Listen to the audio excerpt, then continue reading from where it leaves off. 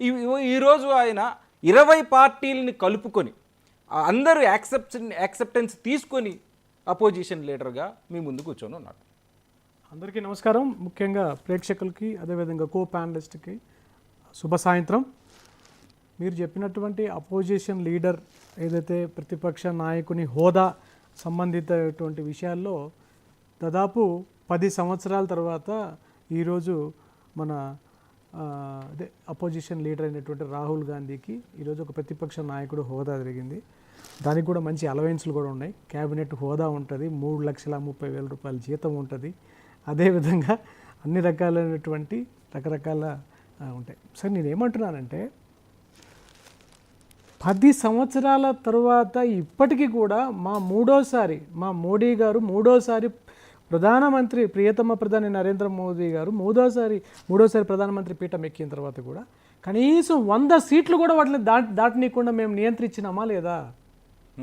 99 సీట్లకే వాళ్ళని మేము పరిమితం చేసినామా లేదా? అంటే రాహుల్ గాంధీ చరిష్మా భారతదేశంలో లేదా అంటారు. నేను అదే చెప్తున్నాను. చరిష్మా ఉందా లేదా అనేది వాళ్ళ ఆత్మవిమర్శ చేసుకోవాలి.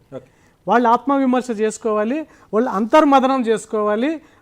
వాళ్ళలో ఉన్నటువంటి వాళ్ళ యొక్క మీటింగ్స్ పెట్టుకుని వాళ్ళు చేసుకోవాలి. అది మాకు సంబంధించిన విషయం. మేము మా వైపు నుంచి మేము చెప్పేది ఏంటంటే 2014లో 282 సీట్లు, 2019లో 303 సీట్లు, 2024 అంటే హ్యాట్రిక్ థర్డ్ టైంలో మేము 240 సీట్లు సింగిల్ పార్టీ మెజారిటీతో ఈరోజు మేము వచ్చినాం. వాళ్ళకి సింగిల్ పార్టీకి 99గా కనీసం 100 సీట్లు కూడా రానికుండా చేసినటువంటి చరిత్ర భారతీయ జనతా పార్టీదని నేను చెప్తున్నాను. చరిష్మా ఆయన చేసిన భారత్ జోడో యాత్ర ఏమైంది? Kashmir to Kanyakumari, east west north west తిరిగినటువంటి న్యాయయాత్రలు ఏమైంది? వాళ్ళు చెప్పినటువంటి డిక్లరేషన్లు ఏమైనాయి? వాళ్ళు చెప్పినటువంటి ఫిరాయింపుల చట్టాలకు సంబంధించినటువంటి విషయాలు ఏమైనాయి? ఇవన్నీ ప్రజలు గమనించారు. వాస్తవ పరిస్థితుల్లో మాకు కొన్ని రాష్ట్రాల్లో కొంత ఎలక్షన్ గురించి మనం ఇప్పుడు అంటే నేను అదే చరిష్మా ఉంటే రాహుల్ గాంధీకి కొత్తగా చరిష్మా కాదు, గాంధీ అనే ఒక పేరు పెట్టుకొని ఉన్నాడు. ఆయన రాజీవ్ గాంధీ, ఇందిరాగాంధీ వారసుడు, గాంధీ వారసుడు అయి ఉండి కూడా ఆయన చరిష్మా దేశంలో లేదు, పని చేయలేదు. పని చేస్తుంటే వాళ్ళు అధికారంలోకి వచ్చి ఉండేవాళ్ళు. ఈరోజు మీకు 292 సీట్లు ఉన్నాయి ఎన్డీఏ ఎలియన్స్కి, వాళ్ళకి 232 సీట్లు ఉన్నాయి. ఆల్మోస్ట్ 60-40. ఇంతకుముందు మీరు 80-20 రేషియోలో ఉన్నప్పుడు మీరు ప్రతిపక్ష హోదా కూడా ఇవ్వలేదు. వాళ్ళ అభియోగం ప్రతిపక్ష హోదా అనేది మేము ఇవ్వలేదనే మాట తప్పది. 10% శాతం ఉన్నటువంటి వారికి ప్రతిపక్ష హోదా ఇవ్వాలని చెప్పనేటువంటిది రాజ్యాంగంలో 56 సీట్లు వస్తే ప్రతిపక్ష హోదా వస్తుంది. ఆ సీట్లు కాంగ్రెస్కి 2014లో రాలేదు, 19లో కూడా రాలేదు. అందుకే వాళ్ళకి ప్రతిపక్ష హోదా రాలేదు. ఇప్పుడు 99 సీట్లు వచ్చినాయి కాబట్టి వాళ్ళకి ప్రతిపక్ష హోదా వచ్చింది. ఈ ప్రతిపక్ష హోదాకి లీడర్ ఆఫ్ ది అపోజిషన్గా మిగతా పార్టీలందరూ, ఇండియా బ్లాక్ అందరూ ఆయన్నికి మద్దతు, లేదంటే వేరే వాళ్ళకి కూడా రాహుల్ గాంధీ వద్దు అనే ఒక అంతర్గత సమస్య కూడా వచ్చుండేది కదా. ఈ మిగతా పార్టీలన్నింటిని కూడా అందరూ కూడా రాహుల్ గాంధీ లీడర్షిప్ని యాక్సెప్ట్ చేస్తున్నారు కదా. అంటే 233 మంది పార్లమెంటేరియన్స్, లా మేకర్స్ రాహుల్ గాంధీ నాయకత్వాన్ని ఇప్పుడు యాక్సెప్ట్ చేస్తున్నారు. ఈరోజు భారతీయ జనతా పార్టీకి సంబంధించినటువంటి విషయాన్ని మీరు అడిగిన దాన్ని సమాధానం చెప్పే, పార్లమెంట్లో 232 వాళ్ళన్ని 13-20 పార్టీలు యాక్సెప్ట్ చేసి ఆయన ప్రతిపక్ష నాయకుడిని చేసిన తర్వాత అదే మా ప్రియతమ ప్రధాని నరేంద్ర మోదీ గారు కూడా ఆయన్ని వెల్కమ్ చేసి ఈరోజు మా స్పీకర్ ఎన్నికల్లో ఆయన తీసుకెళ్ళి కూడా సభా మర్యాదలు పాటించినటువంటి వ్యక్తి. నేనేమన్నా మీరు అడిగిన దానికి సమాధానం చెప్పా.